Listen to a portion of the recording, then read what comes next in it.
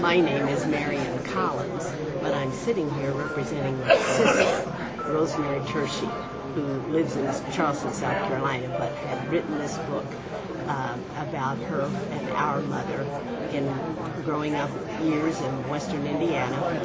It covers about 95 years, almost the entire 19th century, with lots that would be familiar to many readers as far as growing up in that era. Mary Ann Dorothy, and I wrote a book about my time with Doris Day called Day at a Time. It tells about being a fan at age 10 in Indianapolis and going out to California. And I just wanted to share my little bit of history with Doris Day. Day at a Time, available at Amazon.com from Hawthorne Publishing. Thank you. Well, I'm Dorothy Drummond from Terre Haute, and I've written a book published by Fairhurst Press called Holy Land, Whose Land? Modern Dilemma, Ancient Roots. Here's the book. It attempts to explain what's going on in the Holy Land in terms of its past, but it doesn't take a position. Both sides have good reasons for how they feel. Hi, I'm Sarah Hoskinson-Fromer, and I write mysteries, traditional mysteries, some would say cozy mysteries, any way you want to call them is okay with me.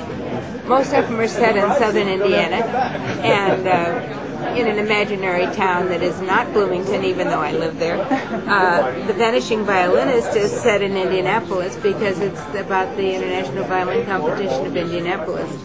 And Witness in Bishop Hill is one that is set in Illinois, in a little Swedish-American village near where I used to live. Why did I start writing mysteries? I love to read them, that's why.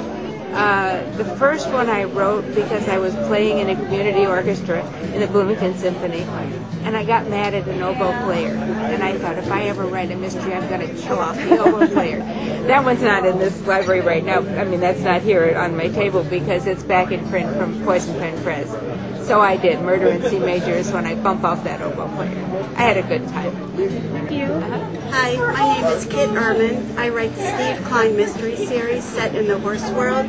Triple Cross is the latest book in the series, and it was a 2007 Best Book of Indiana and won several other awards. I set the series in the horse world because I worked in the horse world for 25 years. And the way I got started in the horse world actually was because of a book of fiction. I read In the Frame by Dick Francis. I loved everything that he had written. I fell in love with the horse world, and I quit the government job I was working and went to work in the horse world. So once I decided to write, that's where I set the books. They're traditional amateur sleuth mysteries. They're highly suspenseful and a lot of fun. Thank you. Hi, my name's Dale Lane.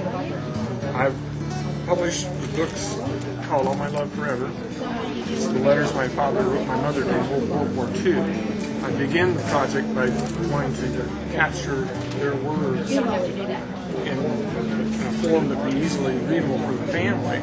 But once I got into the letters and read what my father was writing, I realized that this is something that the general public would enjoy reading. It's got history and details as far as the actual what he was going through during the war in France and Germany, that I felt that other historians interested in that period would be interested. It also gives you an idea of what's going on in the home front here in the States with my mother raising a young baby, my older brother David, which is mentioned several times in the letters.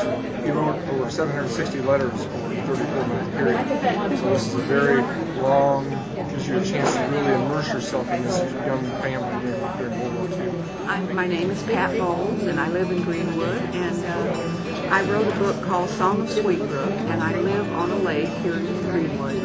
And I wrote the book because the animals on the lake were doing funny things, and I thought they had human thoughts and emotions. So I put that in my book. I gave them human ideas, human feelings, and then I also ended each chapter with a Bible verse, and the book is for all ages, so it's suitable for children. I thought it would be a good book for children to read because it's about animals. And I guess I've always wanted to write. I'm from Texas, and so my Texas ideas come out in the book. Some of my southern thoughts come out in the book. So hopefully it's entertaining, and that's what I intend for it to be. My name is Dick Denny. I wrote a book about former Indiana high school basketball players. It's called Glory Days, Legends of Indiana High School Basketball. And I became an author because I worked as a sports writer for about 35 years at the Indianapolis News and Star, and I used to write, stories for the newspaper. Well, when I retired, they asked me to do this, and I said, oh, sounds like it'd be fun, and I enjoyed it very much. And I hope it adds something to your library and to your fans today. So, thank you. This marvelous day, and I became an author because I love to read and I love books. And I came from a long family of storytellers, and about 15, 20 years ago I started reading mysteries, and I thought they were so much fun because they're usually set in a small town, and I like the stories about the amateur sleuth and all the small town characters that know each other, and usually an inept police department, and somebody comes forward and solves the crime. I like mysteries that snap along. I like mysteries that have a lot of fun in them. So that time I was teaching junior high school English in southern Indiana, and I began to think what I could write for a plot. And my students kept a writing journal, and I would take the writing journals home and read them. And they told me such personal stuff about their lives. And then I got the idea one day. I thought, what if one of my students died over the weekend at home of an apparent accident? But later, when I was reading his writing journal, I picked up clues that made me think there was foul play. So that's how I got the plot for my first book, Why Johnny Died.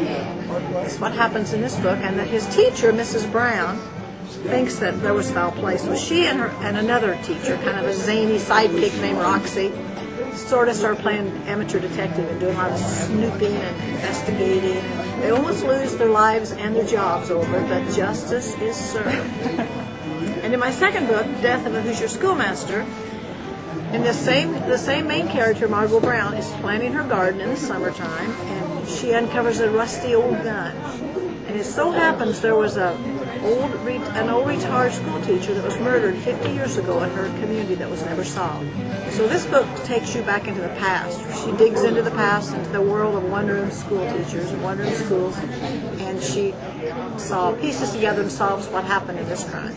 But somebody in her hometown doesn't want her doing this and runs interference with her in everything she tries to do.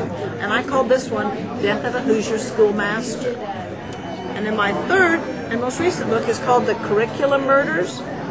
And in this book, this is probably the scariest book, but it's also probably the funniest because I put a lot of humor in my books. In this book, a serial killer is back in town stalking his former teachers. My name is Dick Wolfsey, and I have been in Indianapolis for 25 years, and started writing. Well, I've been writing my whole life, but the last 8 or 10 years I started writing books about pets, humor, and travel. And am I allowed to pick up a book and show it? This is my bestseller, and it's called Indiana Curiosities, and it's about the 300 most unique, strangest, wacko things in Indiana. And it's taken me, including both editions, about 5 years to write. So that's my favorite book, and my other books are books about dogs and cats and humor columns. So you can find it right here in the library or in your friendly bookstore.